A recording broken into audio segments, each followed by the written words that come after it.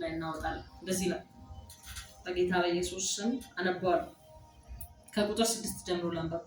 እነርሱም በተሰበሰቡ ጊዜ ጌታ ሆይ በዚህ ወራት ለእስራኤል መንግስትን ትመልሳለህን ብለው ጠየቁት። እርሱ አብ በገዛ ስልጣኑ ያደርገውና ወራትን ዘመናትን ታውቁ ዘንድ ለእናንተ አልሰጣችሁም።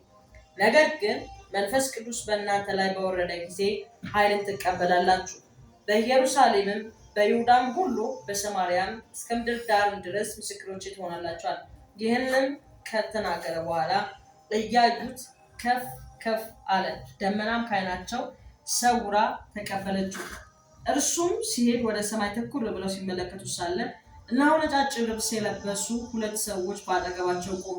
ደግሞም የገሊላ ሰዎች ሆይ ወደ ሰማይ እየተመለከታችሁ ስለምን ቆማችኋል? ይህን ከእናንተ ወደ ሰማይ የወጣው ኢየሱስ ወደ ሰማይ ሲሄድ እንዳያችሁት እንዲሁ ይመጣል አሏቸው። ኢየሱስ ክርስቶስ